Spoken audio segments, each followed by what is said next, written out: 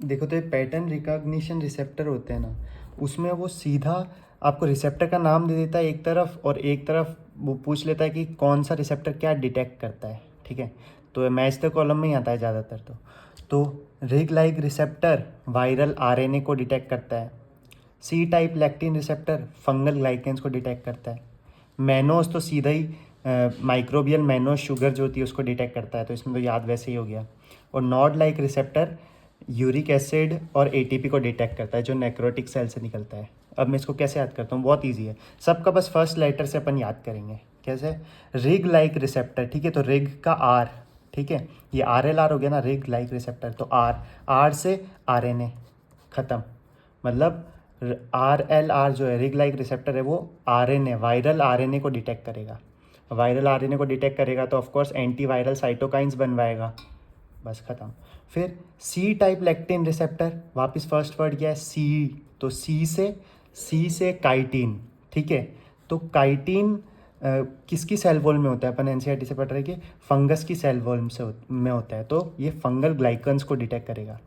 तो सी से या तो काइटिन याद रख लो या फिर सी से कैंडिडा याद रख लो। कैंडिडा सबसे कॉमन फंगस है जो अपन देखते हैं कि कैंडिडल वजाइनाइटिस या फिर ओरल कैंडिडियासिस, तो सी से या तो कैंडिडा याद कर लो तो कैंडिडा से फंगस याद आ जाएगा, नहीं तो सी से काइटिन याद कर लो तो काइटिन से फंगल याद आ जाएगा।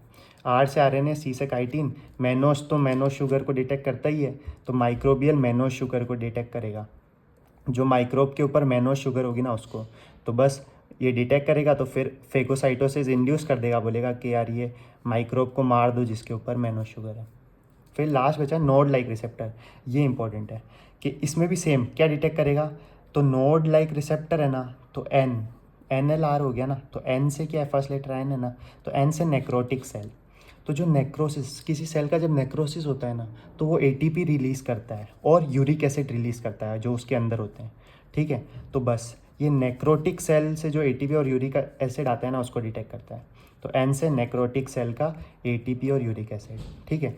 अब इस पे एक क्वेश्चन ऐसे पूछ लेता है कि periodic fever syndrome, clinical based, ठीक है, क्लिनिकल सिनेरियो वाला, कि पीरियोडिक फीवर सिंड्रोम है, ठीक है, या फिर सीधा दे देगा ऑटो इन्फ्लामेटरी सिंड्रोम है, तो उनमें किस रिसेप्टर का गेन ऑफ फंक्शन म्यूटेशन ये सिंड्रोम्स करवाते हैं।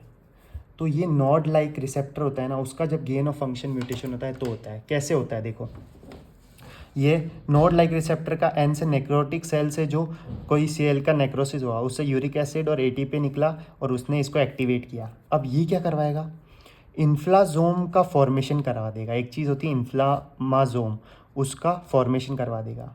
फिर ये इन्फ्लामाजोम कैस्पेज 1 को एक्टिवेट कर देगा और कैस्पेज 1 इंटरल्यूकिन 1 का फॉर्मेशन करवा देगा। तो फाइनल स्टेप क्या हुआ कि इंटरल्यूकिन 1 का फॉर्मेशन हो गया, और इंटरल्यूकिन 1 वही है जो फीवर करवाता है और इन्फ्लामेशन करवाता है, ठीक है।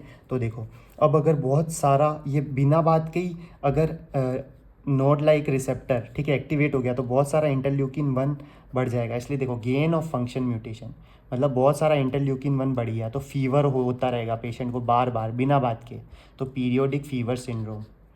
फिर इन्फ्लामेशन होता रहेगा बार बार, ठीक है, क्योंकि इंटरल्यूकिन 1 के दो ही इंपॉर्टेंट काम है, फीवर और इन्फ्लामेशन, तो ऑटो इन्फ्लामेटरी सिंड्रोम भी इसी की वजह से हो जाएगा। तो ट्रीटमेंट में पूछ लें कि इनमें ट्रीटमेंट में क्या देंगे, तो भाई इंटरल्यूकिन 1 बढ़ने की वजह से हो रहा था तो इंटरल्यूकिन 1 एंटागोनिस्ट होगा इन दोनों का ट्रीटमेंट। तो देखो रिग लाइक रिसेप्टर क्या डिटेक्ट करेंगे, आर से आरएनए, सी से कैंडिडा या काइटिन तो फंगल ग्लाइकेंस, मैनोस से मैनोस शुगर, और नोड लाइक रिसेप्टर एन से नेक्रोटिक सेल से जो एटीपी और यूरिक एसिड आएगा उसको डिटेक्ट करेंगे। फिर एन से इन, इन में इतना आ रहा है ना, तो इन से इन्फ्लामाजोम बनवा देंगे और फिर वो इन्फ्लामाजोम इंटरल्यूकिन 1 बनवा देगा, ठीक है, तो इंटरल्यूकिन 1 बढ़ जाएगा। तो अगर बिना बात के अगर इसका गेन ऑफ फंक्शन म्यूटेशन हो गया तो फीवर भी बार बार होगा तो पीरियोडिक फीवर सिंड्रोम, और इन्फ्लामेशन भी बार बार होगा तो ऑटो इन्फ्लामेटरी सिंड्रोम।